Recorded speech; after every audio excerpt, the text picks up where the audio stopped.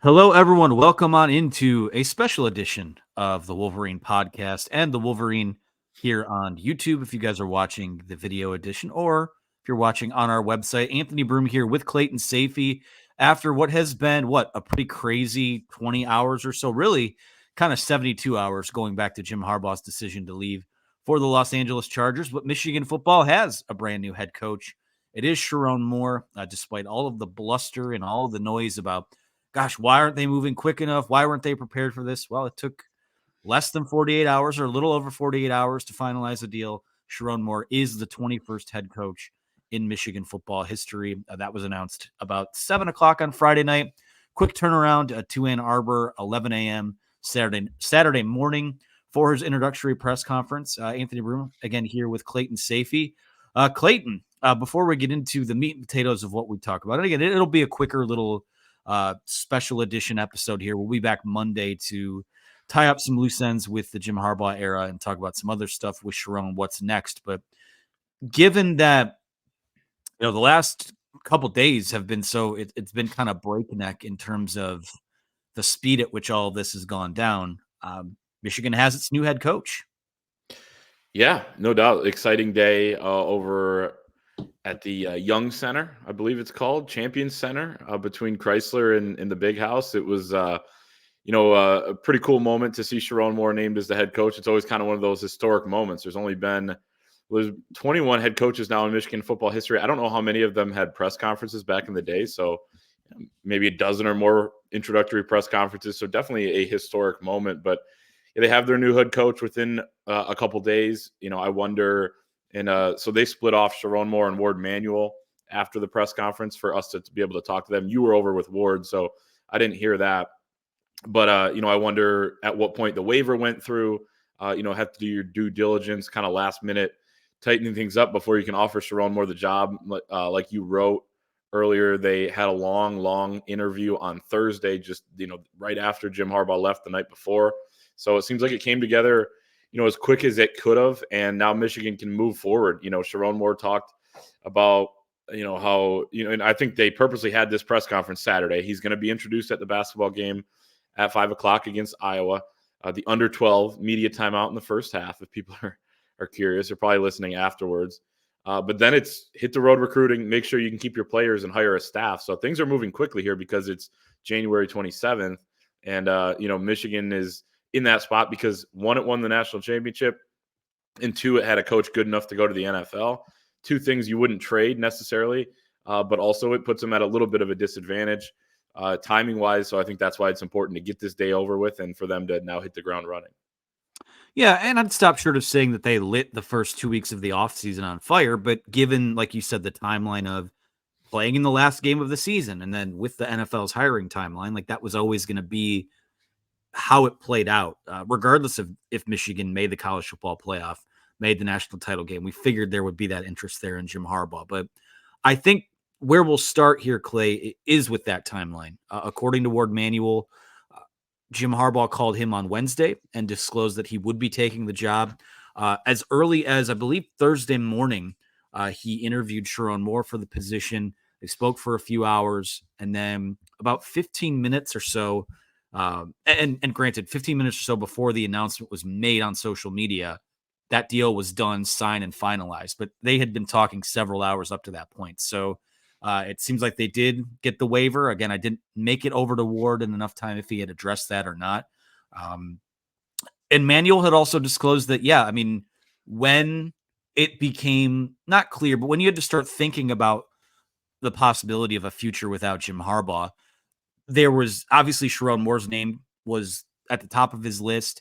There were some other guys that he knew he would be interested in talking to, but he said that about 7 to 10 days before all of this went down, he told Sherrone Moore, he said, listen, in this scenario here where Harbaugh decides to leave, you will be the first person I talk to. I need you to be patient, and I need you to kind of more or less kind of keep things together right now. We know that Moore has been out on the recruiting trail. Michigan staffers had been out on the recruiting trail. Some interesting tea leaves. Also, we'll talk about staffers here in a little bit, but this did come together fairly quickly. And something that I took away from Ward Manuel, the the scrum that he had after the actual press conference is, when he interviewed Sherrone Moore, it wasn't just, him being thrown into the fire those 4 games this year. Yeah, that was kind of the culmination of what the evaluation on Sherrone Moore was, or at least a big part of it. But, every year it had always been publicized that Jim Harbaugh, Ward Manuel sit down and they talk about, they had talked about Jim's respective status, talk about up and comers in the program and who needs what resource wise. And, Ward was kind of upfront about, Sherrone being a guy that he's seen progress into this role. And one of the big questions he had asked during the interview process is, what are you going to do? I don't want to know what Jim Harbaugh had done in the past. I don't want to know how you guys are good or how you guys attacked certain things. I want to know what your plan is. And he was pretty darn impressed with all the answers he got. So Sherrone Moore wasn't just Jim Harbaugh's blessing candidate. This is a guy that seemingly went out and earned this job. And when he, Ward Manuel apparently in his head had a list of candidates that he was ready to talk to afterwards, just in case his gut feeling didn't come to fruition. So the fact that he still had to go out and earn it, and then it did come together quickly was what struck me. Yeah, and it's no surprise that Sherrone Moore pretty much sealed the deal with his interview, and it didn't hurt either. That Jim Harbaugh threw his support behind him. I mean, you could kind of read the tea leaves in the days, weeks, probably months before that. And we had kind of heard even that there was a possibility that if Jim Harbaugh signed, there could have been something in his own contract that talked about Sherrone Moore being his successor. So I don't think it was a secret, that Jim Harbaugh was going to endorse Sherrone Moore, but he certainly did that publicly in interviews, before this came together. And that's not a small thing either. And this will be part of Jim Harbaugh's legacy, which is, that he did have somebody in a high enough position to succeed him. Because I don't think that would have been the case potentially a couple of years ago if he would have gone to the Vikings. So, that's huge for this program to now transition into the next era. And then also, the fact that they have this connection with the Chargers as well. Jim Harbaugh told the team on Friday that he wants the Chargers to be Michigan West, so they're going to have that pipeline. And Sherrone Moore said we have 2 pipelines of the NFL now. They have the Baltimore Ravens and they have the Los Angeles Chargers. And, we talked about it last week a little bit, Anthony, but, it's not just something where, John Harbaugh threw Jim Harbaugh Mike McDonald for a year and said, here you go, you need some help here on defense. Here you go. No, I mean, he was kind of auditioning for, the Baltimore Ravens defensive coordinator job, which he's now excelling in right now.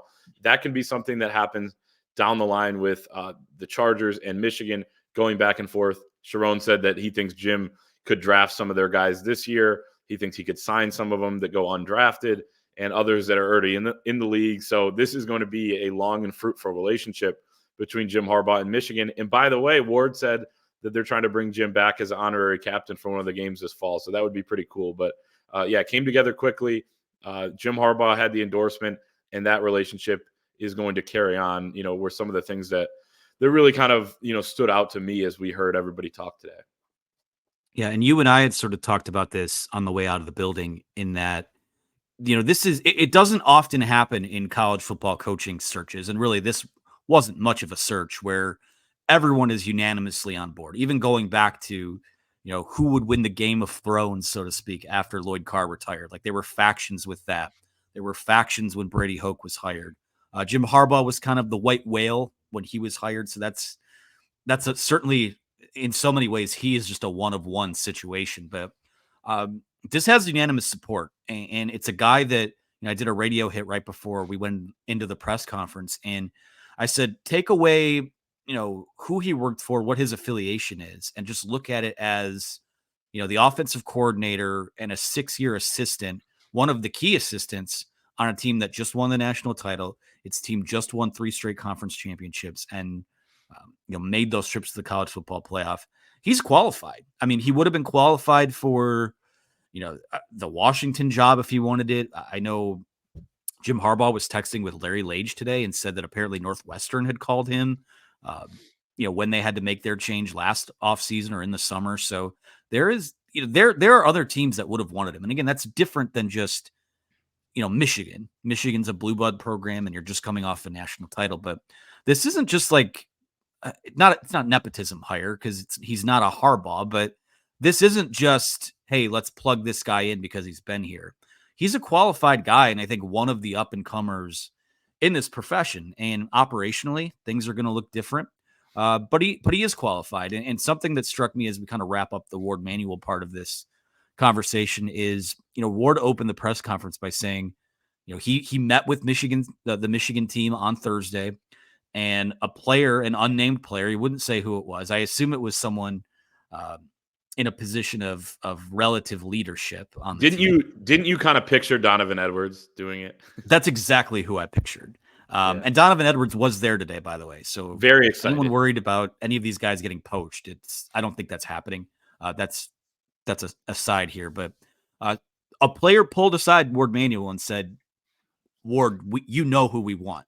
Because at the time, all Manuel could really say is, "I'm working on getting you a head coach as quickly as possible." And he's got the endorsement of the guy heading out the door. He's got the endorsement of the guys that came back. He's got the endorsement of the regents, the president, the community at large. And I think he would have had that even if he didn't have to step in for 4 games this year. But the fact that he has that, and again, it's going to look different because Jim Harbaugh could still coach during the week of those games. But I think, when you have a lot of questions about a first-time head coach, it's, well, how are they going to be on game day? What does that look like? And we've seen him coach on game day, and recruiting, all those types of things, NIL, that's going to take care of itself. But I think what we know for sure with him as a candidate is that when push comes to shove on game day, this isn't a guy that has lost his mind or lost his composure.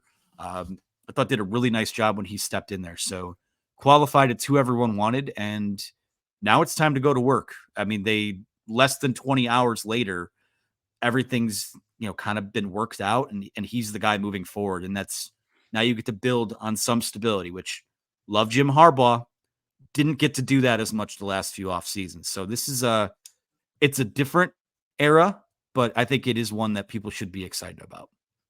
Yeah. And he has the support from everybody, which is, he's qualified, but I think a huge piece of it is that, he's able to keep the players, he'll be able to keep roughly half the staff. I know we'll get into that. And, that's a huge piece. But now I don't want to say none of that matters, but like, you're right. Like, now the work begins, right? Like, there's no guarantees that this is going to work. I think it will, but there are no guarantees. And he's going to have to work for it. And this staff is going to, and by all accounts, they're excited for that and ready for it. But yeah, this is the hard part now, right? Yeah. And there's all this talk about, again, the media comparison that people draw is, oh, well, look what happened at Stanford after Jim Harbaugh left. Like, David Shaw had some success, then it tapered off. And maybe that happens at Michigan. Like, it's impossible to know the future. No man knows the future. That is something that will stick around here. But, there's no reason he can't be what Lloyd Carr was, or, even if someone at another school, like Dan Lanning has done an excellent job at Oregon, didn't have any head coaching experience out before leaving Georgia. Lincoln Riley had immediate success at Oklahoma after Bob Stoops left. So there's a good foundation in place here, and a lot of things to work out. Obviously, filling out the staff. We'll talk about that here in a second, but don't know who your quarterback is next year yet. Don't know who your play caller is. Sherrone Moore did say he's not going to call plays. We'll talk about maybe what that means. He said probably not. Probably not. I mean, I assume, given that he is a disciple of Jim Harbaugh, that there will be some sort of process, a veto process in play. It was always sort of collaborative still while being his offense. But now you get to answer a lot of those questions. And there is, I mean, again, a lot of the talk is about quarterback, and that's something that needs to be figured out. But you've got Donovan Edwards, you've got Colston Loveland. I think you've got a young and emerging group of wide receivers.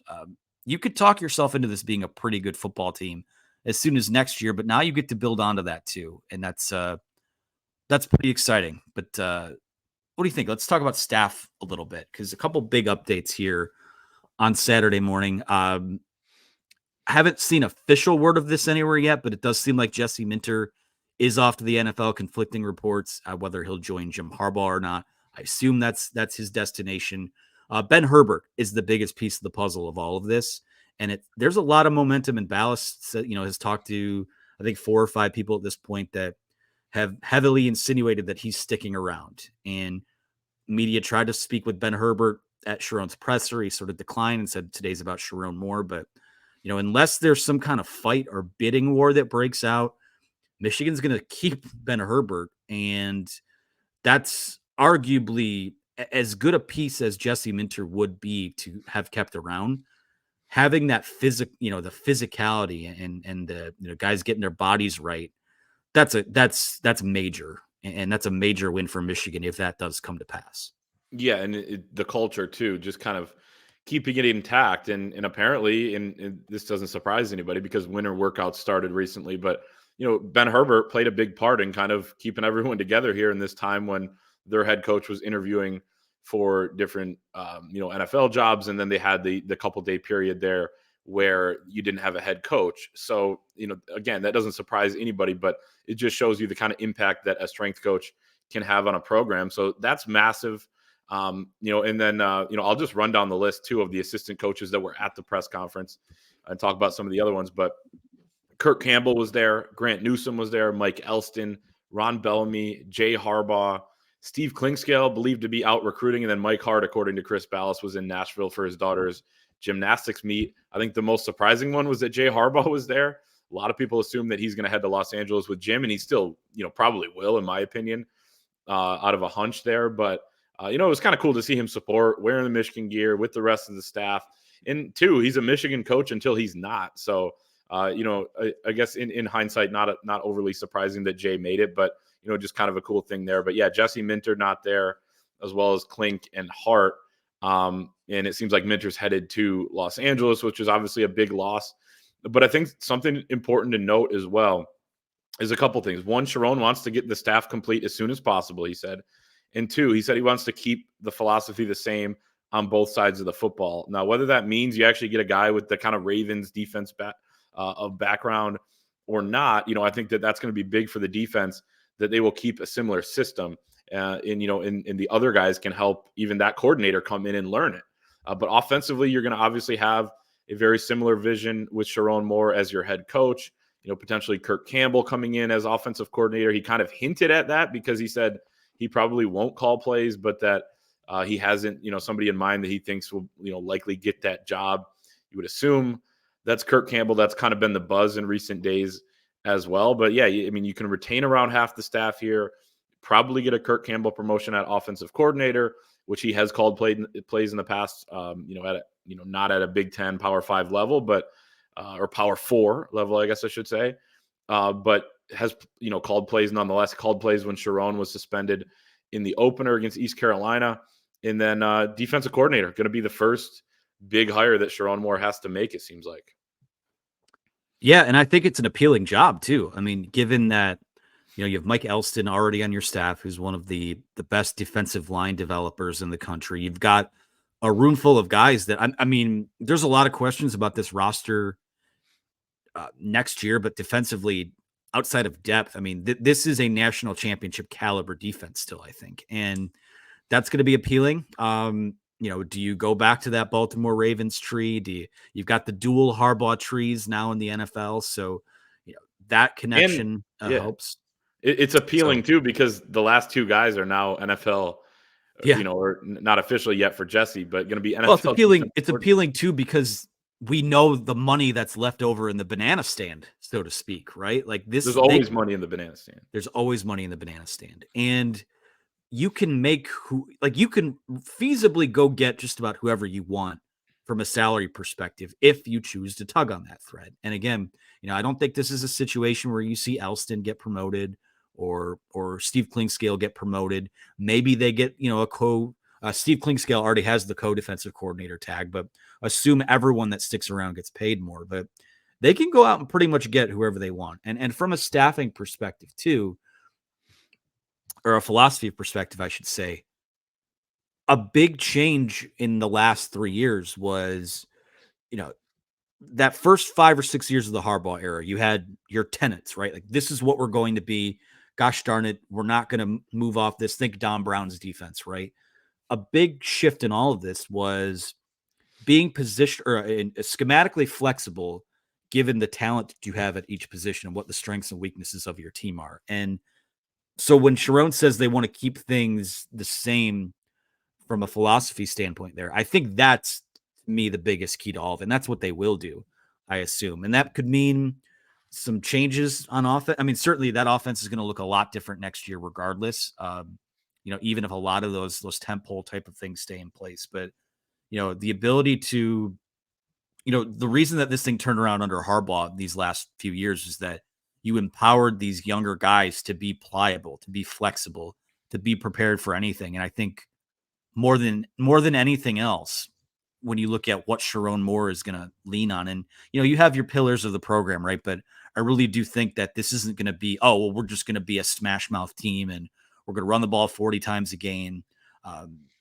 I think that they're going to adjust to what their talent is. And if they recruit better, I think that adds a wide swath of possibilities for what you can be as an offense. So again, for as great as Jim Harbaugh was and as great as he has been, it's going to look a little bit different, maybe better in some areas, maybe not as good in some areas, but having a younger guy who has done and coached a lot of different things is nothing but positives for this program. In an ace recruiter as well, and he talked about that off the podium where he was asked, about how important it is to have a head coach that's really aggressive in recruiting and kind of front facing and hitting the road and building those relationships. And he said it's really important. And he said if you look at all the top programs, they have a coach that does that, and Michigan has been that as well under Jim Harbaugh. But he said he wants to take recruiting and that aspect of recruiting to even another level. And he also talked a little bit about NIL, didn't go super in depth, but he did talk about how NIL is going to be, something that's going to be important for player retention, how they already have a pitch, set out. And he's already started talking with a lot of the players at this point. It sounds like a lot of those conversations with players and staff will continue to happen throughout the day here on Saturday until the basketball game, maybe even after. And then as the days go on, because they still have another week here before the dead period hits, but it's going to be an important time. And it is going to be different at times. We did get a little bit of insight, AB, into some, Sherrone Moore taglines. We know Smash obviously is the big one, but, kind of from an overall program standpoint, he talked about how they're going to operate in 3 phases: the process, the pursuit, the standard. He said the process over the prize. He said the prize we got, but we're hungry for more. We're in pursuit of greatness. And you have to do that. You got to push, you got to strain, you got to do that every single day on and off the field to be great. And that will take you to the standard. He said, once we continue to win on and off the field, we become the standard. And that's the goal here at the University of Michigan and nothing less. He said, we're not satisfied with victories of the past. We're hungry for future success. We're going to attack every day as we walk into the building as if it's the Monday of the national championship game. So, yeah, I mean, they had a fantastic philosophy under Jim Harbaugh. And they're going to have, a little bit of different, verbiage or whatever you want to call it under Sherrone Moore. And it seems like he already had some of those things, planned out before taking the job, which is important because, as he said, he's not Jim Harbaugh. He cannot be Jim Harbaugh. He said he's going to lean on him. He's going to continue to have that relationship. He's learned a lot from him in the past, but he's going to be himself. It's the only way to do it. And that brought a flashback to Jack Harbaugh has told the story in the past how when he took the Western Michigan job as the head coach, he for a while there he tried to be Bo Schembechler, in his first head coaching job, and it didn't work until he was himself. And I think a lot of coaches talk about that, especially ones that are under kind of a legendary coaching tree like Sherrone is now. And I do think he understands that, so that's going to be an important piece as well because this, as much as the program had Jim Harbaugh's personality. Over the last 9 years, it's going to now take on the personality of Sherrone Moore, and it has to.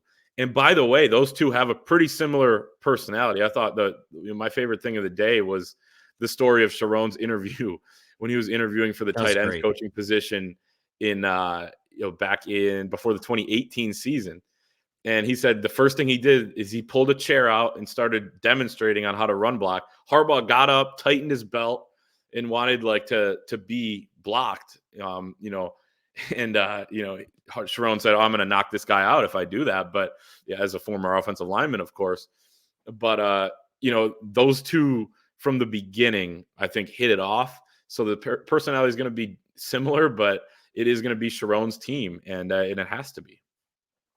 Yeah, the second part of that story was funny too, where he's like, Harbaugh asked him if he wanted to stay over the night, and he's like, "Coach, I just packed a suit." And Harbaugh said, "Oh, come on downstairs. We'll get you some gear, and it'll all be good." And the next day, he had a job offer. You So got to know you had the job once they gave you the gear, right? that's got to be a pretty good indicator to take you into the Schembechler Hall gear closet, which I hear is fantastic. I would love a crack at that myself, but. Yeah, it'll be different. It's gonna be, again, Sherrone can only be himself, but this is a guy that I think the biggest thing that he has going for him as a full-time head coach is that so often, you think about when Rich Rod was hired, when Hoke was hired, when Harbaugh was hired. You look at hires at other schools. Usually, when you're getting hired, you're there to fix a problem that the guy behind you left, and this is an extremely stable situation. You have a good foundation of guys to build around for 2024. I mean, it's gonna be rough sailing because that schedule is loaded, but they have the pieces to stay competitive. And guess what? I mean, we don't know who's going to be on this team yet. Thank God, like the football preview, we don't have to put any predictions in on this team until that goes to print this summer. But, I could still see them being a 9 or 10 win team. And in a 12-team college football playoff, 9-3 might get you in, at least have you in the conversation. That's not me lowering the bar for expectations. There's no reason that Michigan can't stay in the conversation that it's in, with the resources they have available to it. So I'm not letting them off the hook and lowering standards by any stretch of the imagination, but he's going to have time, and he should have time. And, starting probably as soon as 2025 is really going to be when you have an idea of the type of roster he can build. A lot of these guys, there's going to be a lot more guys from these last few years that wind up going in 2025's NFL draft. So got to recruit, got to use the transfer portal. NIL needs to get better. And, I think it will. I think there's this, I won't say an abrupt change, but a change as big as this warrants urgency and warrants, a mobilization of the powers that be in Ann Arbor. And I suspect that it will. Hopefully it moves quickly enough to keep them in the conversation. But I certainly think right off the bat, Sherrone Moore is stepping into a really darn good situation that, quite frankly, he helped build and had a very substantial hand in cultivating and maintaining over the last few years. And there was no reason to do an interview with anyone else. He nailed the first one. He nailed the 4-game audition, as Ward Manuel said at the press conference. And now Michigan has its head coach, and now everyone moves forward, and we'll see what happens from there. Any other takeaways from this event today? Yeah, just the next season. I'm not willing to put a prediction on it either, because not only do we not know what Michigan's final roster looks like, we don't know what all the opponents' final roster looks like, and it will be a tough schedule. And I think people do have to understand too that I think this team was probably going to take a step back from being top 2, top 3 all season long, regardless of whether or not Jim Harbaugh was here. And again, that's not excusing anything. You have a 12-team playoff now. The expectation should be to be there and compete for the national championship. But we'll see. Sherrone Moore, I thought, nailed the press conference. That's, and really it's a little bit different when it's an internal hire. You and I talked about this offline earlier. There's no really winning or losing the press conference, but there was doing a good job in the press conference. And I thought Sherrone Moore did that, said a lot of really good, interesting things on and off the podium there that we have a lot of coverage of over at the Wolverine.com. Shameless plug. But now the work starts, and there's no guarantee that a first-time coach is going to be able to get it done. But, if there's a first-time coach that can get it done, it feels like Sherrone Moore could be that guy, given who he is as a person and a coach, who he has around him, the infrastructure that's built here, the university that's here. So it's going to be exciting, man. I know people were pretty bummed out earlier on in the week after Jim Harbaugh left, but, and they still have the right to be bummed out, for a while going forward. But in another sense, in a separate way, it's exciting to have a new era underway under Sherrone Moore, a guy that is part of the last era as well. Yeah, and it's kind of crazy to think about. Sherrone Moore. It's not a direct comparison, but Sherrone Moore won the Game of Thrones, right? This could have been a coaching decision. Like, think about all the factors that played when we thought Jim Harbaugh was going to Minnesota. Like, Josh Gaddis was still on the staff. Sherrone Moore was on the staff. Mike Hart was on the staff. The night that Jim Harbaugh was there, you and I were tracking a flight from somewhere down in SEC country that had to turn around and was rerouted when news of Jim Harbaugh's return broke. So, Sherrone, again, if it was 2 years ago, maybe you feel a little bit different about it, but knowing what we know about this guy now and knowing, the hand that he's played in building this program, I think it's the best possible hire they could make, both for, the short term and for the long term, because I think that's your best chance at sustaining the success that they've had these last 3 years. So congratulations to Sherrone Moore. Congratulations to, we'll see what happens, what his staff looks like, but I predict it will look mostly similar.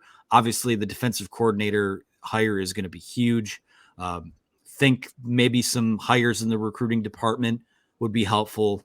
We'll talk about all that stuff on Monday. We'll do a little more long form episode, maybe put a bow on the Jim Harbaugh era to a certain extent and talk about some of the things that need to happen under Sherrone Moore, but wanted to get a quick little reaction out there for you guys. Listen, he didn't need to win the press conference because he's already won on the field and he's winning at life right now. Sherrone Moore, the 21st head coach in Michigan football history. Excited to get to know him a little more in that role. Excited to cover this next era of Michigan football, and blessed to be here speaking with Clayton, speaking to you guys as we do here at thewolverine.com. So use that promo code. You got one more thing? Or you're pulling it down? Pull it down. And did we ever figure out what that meant? I think it's just a celebration, but now it has a name for it. But also now Smash is what I wanted to say. Final thought, Smash. Yeah, and I think those shirts are already on sale at the M-Den. So, they had those in the hopper ready to go. So use that promo code UM1 for 2 months of access to thewolverine.com for $1. It's basically a free trial. There's going to be staffing stuff, guys in and out the door over the next few weeks, maybe even quicker than that. Obviously, spring ball coming up. Transfer portal window opens up. Recruiting. Shout out to our recruiting guys who they've been just waiting for some. They're always tirelessly working, but I think recruiting is going to be a little more fun for them, a little more hectic for them coming up. So shout out to EJ and Zach. Thanks everyone. You be sure to like and subscribe to our YouTube, or like this video, subscribe to the YouTube channel, and check us out over at thewolverine.com. So for Clayton Sayfie, I'm Anthony Broome. Thank you guys so much, and we will talk to you again soon.